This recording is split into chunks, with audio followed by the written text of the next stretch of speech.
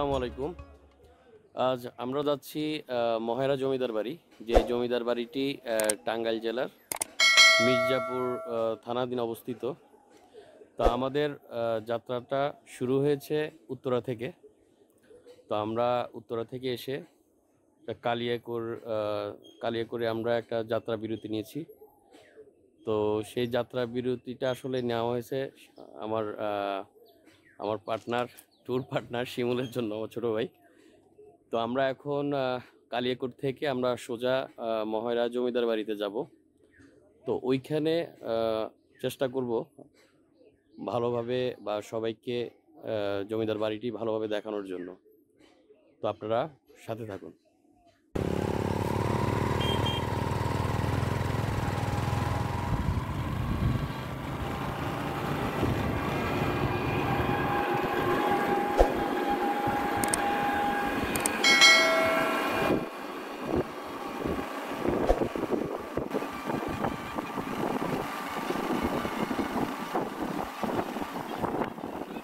দেখি মহেরা জমিদার বাড়ি যাওয়া যায়।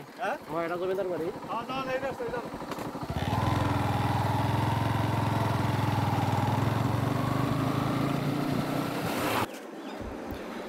ঢাকার উদূরে টাঙ্গাইল জেলার মির্জাপুর থানাধীন মহেরা ইউনিয়নের মহেরা গ্রামে মহেরা জমিদার বাড়ি।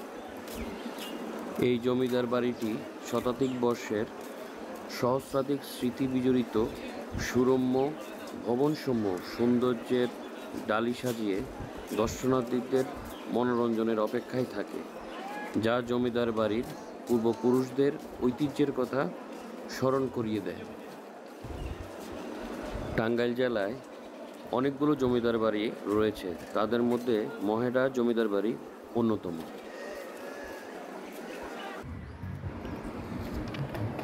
পুলিশের প্রশিক্ষণকে আধুনিক করার লক্ষ্যে এই ভবনটি পুলিশের ট্রেনিং সেন্টার হিসেবে ব্যবহৃত হচ্ছে।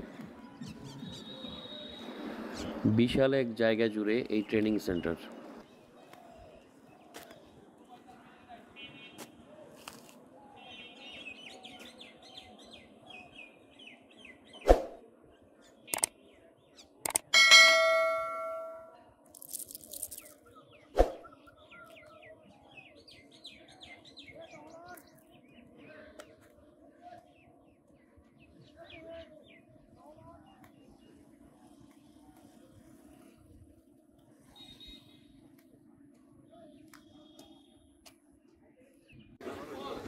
জমিদার বাড়ির সামনেই রয়েছে বিশাখা সাগর নামের এক দিঘি।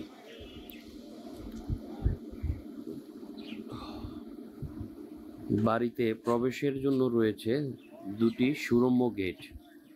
ভবনের পেছনে রয়েছে পাশরা পুকুর ও রানী পুকুর নামের দুইটা পুকুর।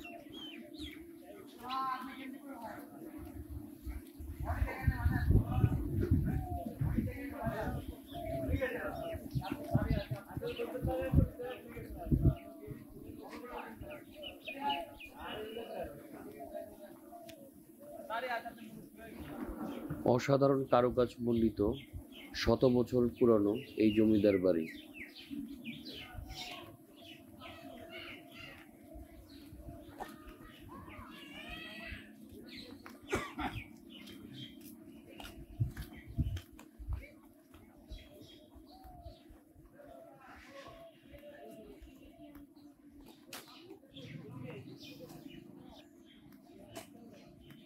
বিশাল এলাকা জুড়ে মহেরা জমিদার বাড়িটি অবস্থিত। স্পেনের এক নগরের আদলে নির্মিত ভবনগুলোর নির্মাণশৈলী রোমান, মোগল, সিন্ধু থেকুদের সাথে মিল রয়েছে।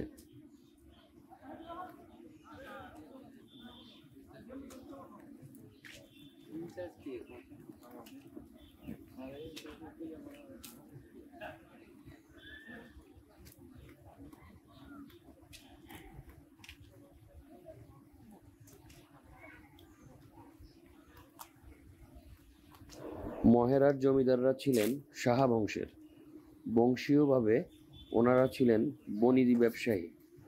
কথিত আছে 1890 সালে মহেরার জমিদারির গোড়াপত্তন হয়।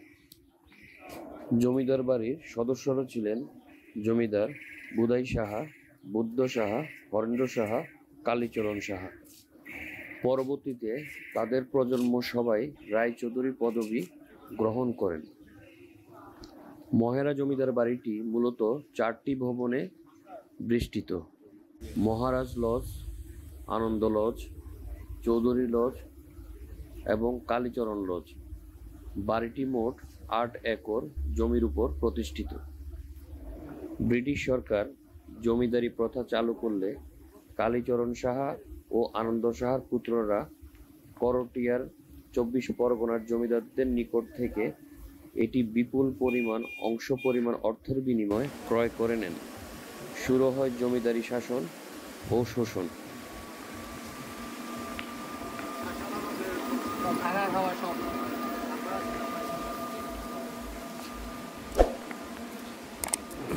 কালীচরণ সাহা ও আনন্দ সাহার উত্তরাধিকারী রাজেন্দ্র রায় চৌধুরী পর্যায়ক্রমে জমিদারি পরিচালনা করেন। এইসব শাসকগণ এলাকায় স্কুল, কলেজ, দাতব্য চিকিৎসালয় ও রাস্তাঘাট নির্মাণ করেন এবং পানির ব্যবস্থা সহ অনেক জনকল্যাণমূলক কাজ করেন। ব্রিটিশ শাসনামলের শেষের দিকে জমিদার শাসন বাতিল হয় এবং 1947 সালের দেশ বিভাগের পর মূল জমিদারদের অধিকাংশই ভারত চলে যান।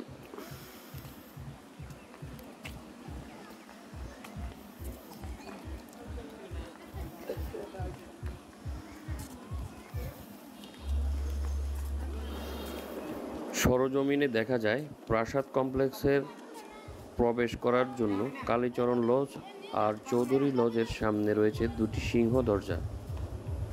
মূল গেট দিয়ে প্রবেশ করলে প্রথমে চোখে পড়বে কালীচরণ লজের সামনে চোখ ধাঁধানো নকশার একতলা ভবন, যা বর্তমানে মিউজিয়াম হিসেবে ব্যবহৃত হচ্ছে।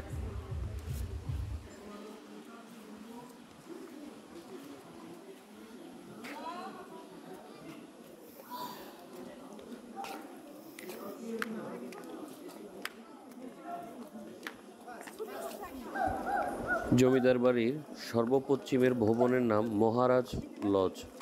এই লজ হচ্ছে সর্ববৃহৎ স্থাপনা, যা ছিল জমিদার গজেন্দ্র কুমার রায় চৌধুরীর আবাসন।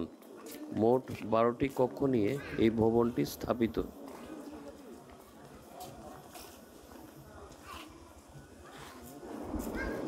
এই সমস্ত স্থাপনা ছাড়াও এই জমিদারি কমপ্লেক্সের দিকে রানীমহল ও কর্মচারীদের থাকার জন্য নায়েব ভবন 2টি একতলা ভবন আছে।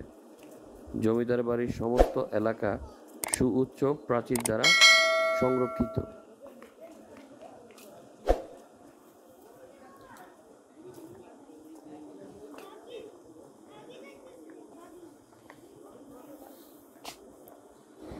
এই জমিদার বাড়ির সাথে 1971 সালের মহান স্বাধীনতা যুদ্ধের এক হৃদয় বিদারক ঘটনার সাক্ষী। 1971 সালের 14ই মে বাংলাদেশের মহান স্বাধীনতা যুদ্ধের সময় পাক বাহিনী মহেরা জমিদার বাড়িতে হামলা চালায়। এতে জমিদার কুলবধূ যোগমায়া রায়চৌধুরী সহ 5 জন গ্রামবাসীকে চৌধুরী লজের মন্দিরের পেছনে একত্রে দাঁড় করিয়ে গুলি করে হত্যা করে এই পাক বাহিনী।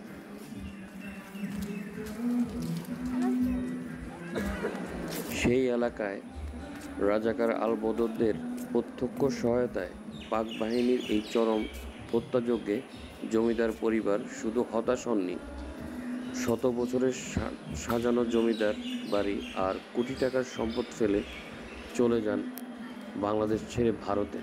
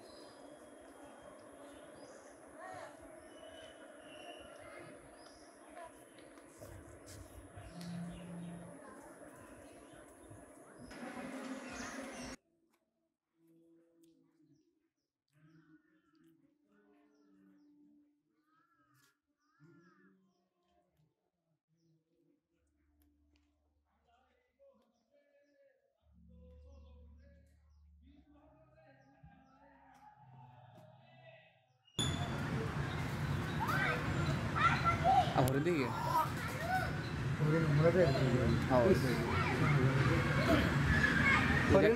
একটা সিং আছে আর দেখো শেষ বলে প্যান কার্ড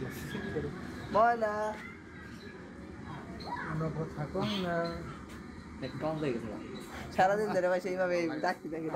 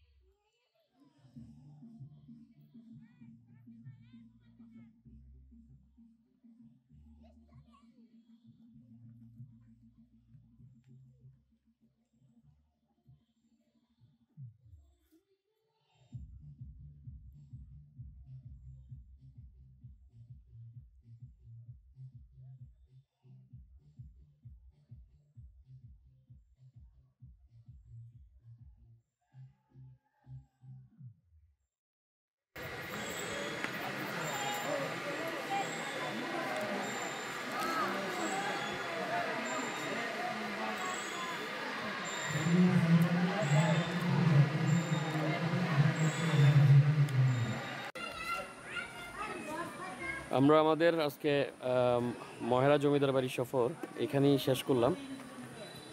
তো অনেক ভালো একটা দিন কাটলো। আসলে এই ঐতিহাসিক যে দিকগুলি আছে সেটা আসলে এই অল্প সময়ের মধ্যে আসলে ব্যাখ্যা করা আসলে সম্ভব না। তারপরে অনেক ভালো একটা দিন কাটলো। ধন্যবাদ পাশে থাকার জন্য।